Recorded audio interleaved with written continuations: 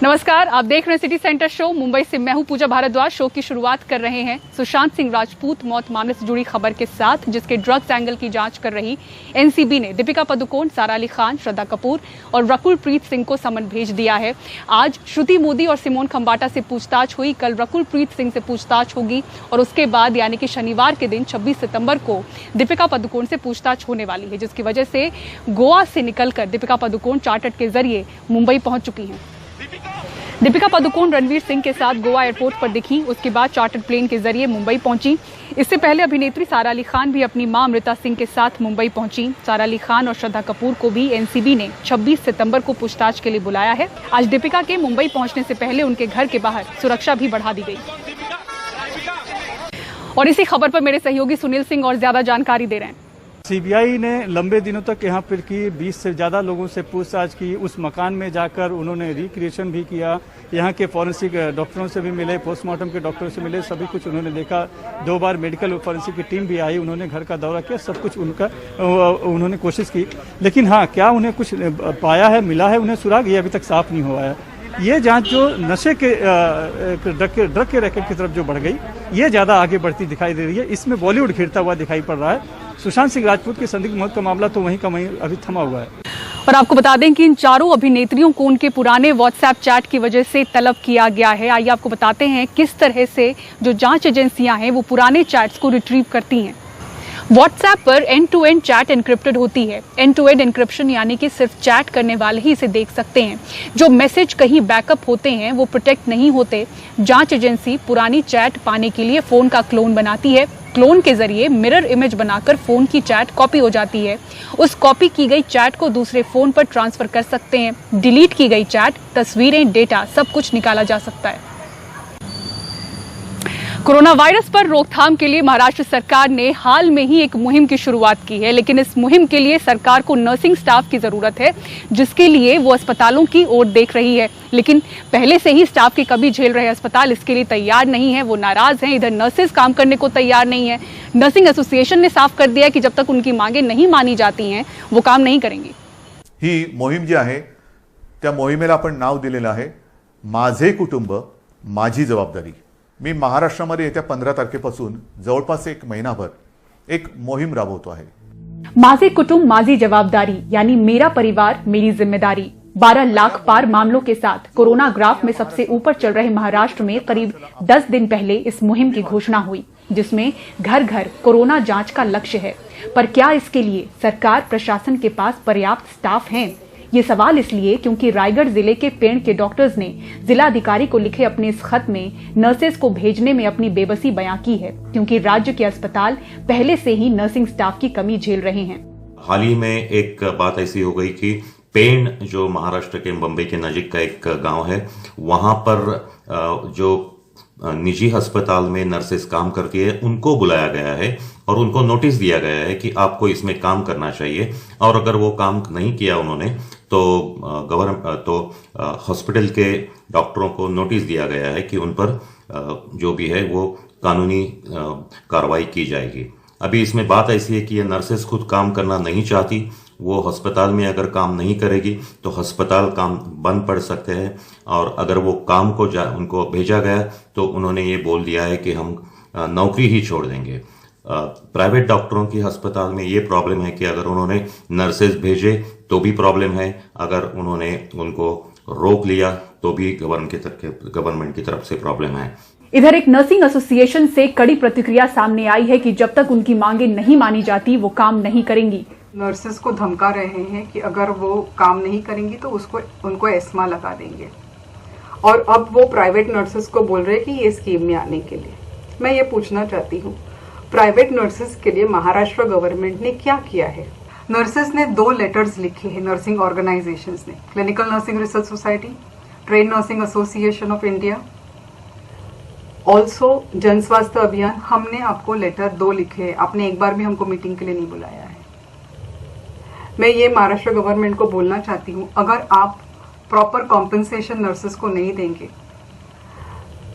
Proper work environment नहीं देंगे, proper safety नहीं देंगे, प्रॉपर इंश्योरेंस नहीं देंगे, तो हम नर्सेस काम नहीं करेंगे। जो करना है वो कर लो। वहीं राज्य की सत्ता में शामिल मुंबई से कांग्रेस के पार्षद कहते हैं कि समाज सेवियों को भी स्वास्थ्य कैंपेन से जोड़ा गया है, लेकिन सिर्फ 100 रुपए में, जो काफी नहीं है। महानगर पालिका ने 100 रुपया एक वॉलंटियर को देने के लिए एक फी रखी है। उनको भी एक बहुत हाई रिस्क है, उनको भी मतलब एक एक घर घर पे जाके स्क्रीनिंग करना एक बड़ी जिम्मेदारी होती है, और वो जिम्मेदारी निभाने के लिए अगर कोई तैयार होता है तो उसको एक बड़ा मेहनताना उसको भी मिलना चाहिए। एक आंकड़े के मुताबिक राज्य में करीब 50,000 नर्सेज निजी अस्पतालों में काम करते हैं और 52,000 सरकारी अस्पतालों में। महामारी के खौफ और बढ़ते मरीजों की संख्या के बीच अस्पताल पहले से ही नर्सिंग स्टाफ की कमी की शिकायत कर रहे हैं। ऐसे में जनसंख्या के हिसाब से दूसरे सबसे बड़े राज्य के घर घर में कोरोना जांच का लक्ष्य कितना सफल हो पाएगा, कहना मुश्किल है। मुंबई से पूजा भारद्वाज की रिपोर्ट, एनडीटीवी इंडिया के लिए।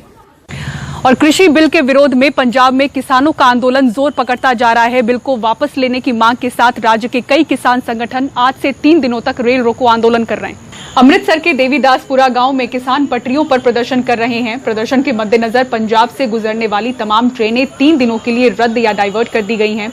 रेल रोको के साथ किसानों ने कल पंजाब बंद का भी ऐलान किया है। साथ ही हरियाणा में भी किसान प्रदर्शन कर रहे हैं। और आइए इसी खबर पर रुख करते हैं अमृतसर का, जहां हमारे सहयोगी मोहम्मद गजाली इस पर और जानकारी दे रहे हैं। 3 दिन के किसानों के रेल रोको आंदोलन का आज पहला दिन है, लेकिन कल भी पंजाब और हरियाणा जैसे राज्य जो हैं पूरी तरह से बंद होंगे।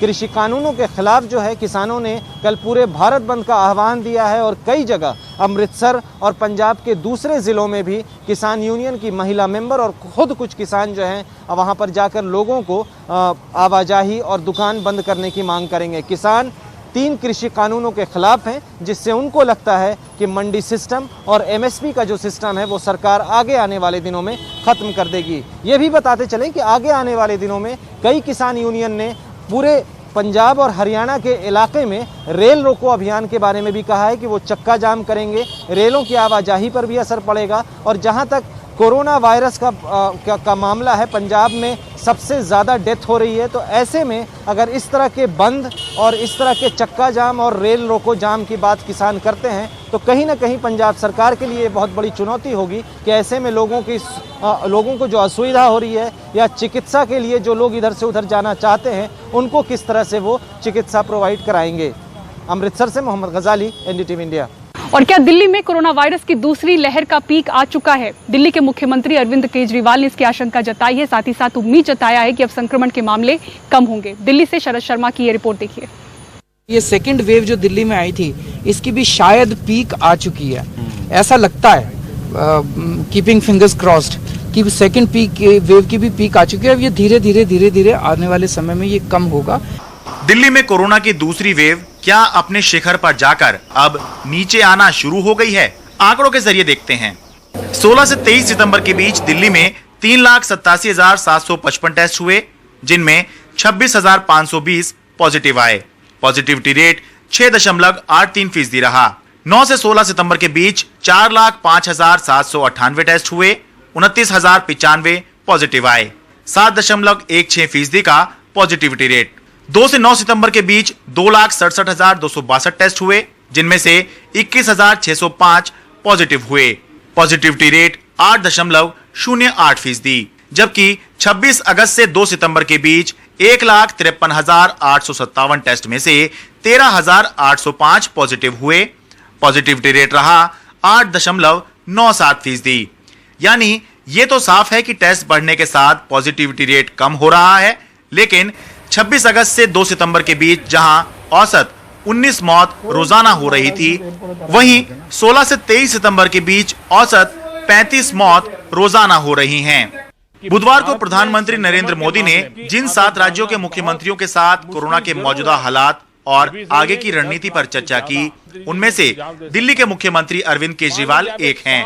बैठक के दौरान प्रधानमंत्री ने दिल्ली में RT-PCR टेस्ट बढ़ाने के लिए कहा, क्योंकि बेशक दिल्ली में रोजाना टेस्टिंग करीब 60,000 हो रही है, लेकिन इनमें RT-PCR टेस्ट 10-11 हजार से ज्यादा नहीं होते। साथियों, प्रभावी टेस्टिंग, ट्रेसिंग, ट्रीटमेंट, सर्विलांस और स्पष्ट मैसेजिंग, इसी पर हमें अपना फोकस और बढ़ाना होगा। जून में करीब 20,000 टेस्ट के साथ करीब 4,000 मामलों का पीक था, जबकि सितंबर में अभी तक करीब 60,000 टेस्ट के साथ करीब 4,500 का पीक गया है। फिलहाल 3700-3800 संक्रमण के मामले रोजाना आ रहे हैं। मुख्यमंत्री अरविंद केजरीवाल जो बता रहे हैं ये उनका आकलन है, दिल्ली सरकार का आकलन है, लेकिन इसका मतलब ये नहीं कि मुख्यमंत्री की बात को सुनकर या ये खबर देखकर दिल्ली के लोग ढिलाई बरतना शुरू कर दें। मास्क लगाते रहिए और देह से दूरी बनाए रखिए, क्योंकि त्योहार का सीजन आ रहा है और त्योहार के सीजन में अभी से भी ज्यादा संक्रमण फैलने की संभावना जताई जा रही है। दिल्ली से अपने कैमरा सहयोगी सचिन गुप्ता के साथ मैं शरद शर्मा, एनडीटीवी इंडिया। और शिमला में आज कांग्रेस ने राज्य सरकार के खिलाफ प्रदर्शन किया। दरअसल एक महिला जो कि कोरोना मरीज थी, उनके खुदकुशी किए जाने के मामले में ये प्रदर्शन किया गया। ऐसा कहा जा रहा है कि अस्पताल में सुविधाओं की कमी के चलते ये खुदकुशी हुई है। इस पर कांग्रेस ने शिमला के दीनदयाल उपाध्याय जोनल हॉस्पिटल के बाहर प्रदर्शन किया। और अब खबर सूरत से, जहां ओएनजीसी प्लांट में सुबह करीब 3:30 बजे धमाके के बाद आग लग गई। ये आग टर्मिनल प्लांट में धमाके के बाद लगी। धमाके की आवाज इतनी तेज थी कि 10 किलोमीटर तक सुनी गई। राहत की बात यह रही कि इस घटना में कोई भी घायल नहीं हुआ। फिलहाल आग पर काबू पा लिया गया है। लॉकडाउन के बाद एक बार फिर से उबरने की कोशिश कर रहे पर्यटन कारोबार को किस तरह से नए झटके लग रहे हैं, पूरी खबर आपको दिखाएंगे एक ब्रेक के बाद। देखते रहिए सिटी सेंटर शो।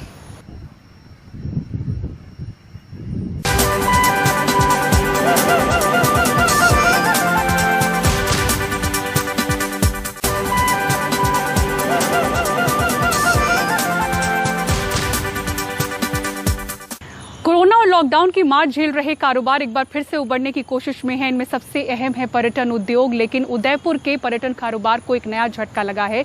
यहां नगर निगम कब्रों पर टैक्स लगा रहा है, जिसका जमकर विरोध हो रहा है। उदयपुर के प्रसिद्ध झीलों के किनारे ये ऊंट और घोड़ा पर्यटकों को सैर कराते हैं, लेकिन फिलहाल विदेशी मेहमान नहीं हैं और गुजरात से अक्सर शनिवार और रविवार को आने वाले सैलानी भी अपने घर लौट चुके हैं। झीलों की नगरी उदयपुर सिर्फ विदेशी ही नहीं, पड़ोसी राज्यों के सैलानियों का भी पसंदीदा शहर रह चुका है। अब धीरे धीरे यहां पड़ोसी राज्य गुजरात से काफी पर्यटकों का आना शुरू हुआ है, जिससे ठप पड़े पर्यटन उद्योग में कुछ उम्मीद जागी है।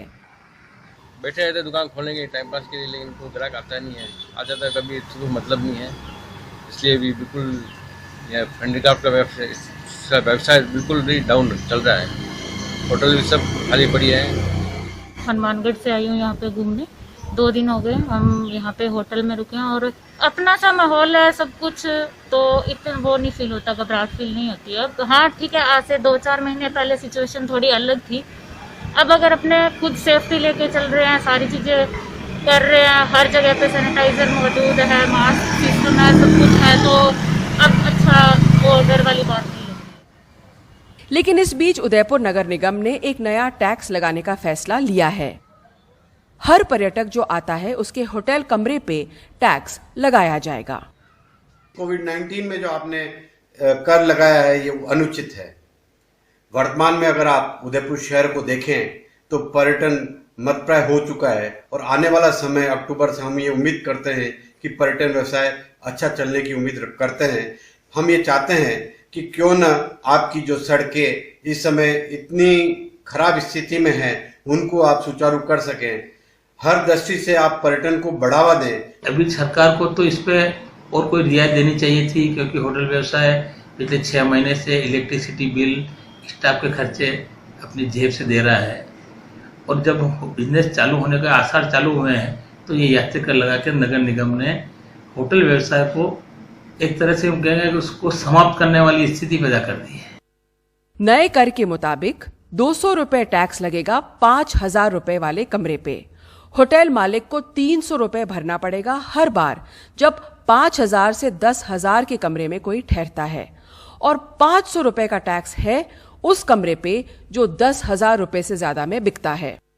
जिसका 10,000 या उससे ऊपर वाला कोई कमरा है तो वह यात्री से तो 10,000 रुपये लेगा किराए के नाम से, और 500 रुपये टैक्स एक्स्ट्रा लेगा, वो नगर परिषद में जमा कराएगा। तो वो भार जो पड़ने वाला है वो होटल मालिक पर न पड़ के यात्री के ऊपर होगा। इसी तरह जिस होटल के कमरे का किराया 5,000 और 10,000 के बीच में है, उसके अंदर 300 रुपया पर रूम चार्जेस है। दो लोग ठहरे तभी वो एक ही बात है, तो उसके अंदर भी 300 रुपया लगेगा, और वो भी यात्री कर है और होटल मालिक को उसमें कुछ नहीं देना है। और 3,000 से 5,000 के बीच में जो भी कमरा का किराया है पर डे का, उसके अंदर 200 रुपये यात्री कर लेंगे, ये स्लीप है। फिर मैं वापस क्लियर करूँ कि 3,000 या उससे कम वाले किराए वाले जो भी कमरे हैं उसमें कोई टैक्स नहीं। नगर निगम का कहना है कि उदयपुर में ज्यादातर होटल अपने कमरे 5,000 रुपए में बेचते हैं और ऐसे में 200 से 300 रुपए प्रति कमरा लेना बहुत ज्यादा नहीं है। लेकिन होटल मालिकों की दलील है कि पर्यटन धीरे धीरे पटरी पर लौट रहा था। ऐसे में जब धंधा पहले के मुकाबले सिर्फ 6 से 8% रह गया है, तो ऐसे नए कर पर्यटन में रुकावट पैदा करेंगे। उदयपुर से संजय व्यास के साथ हर्षा कुमारी सिंह, एनडीटीवी इंडिया के लिए। सिटी सेंटर शो में फिलहाल मेरे साथ इतना ही। खबरों के लिए देखते रहें एनडीटीवी इंडिया। नमस्कार।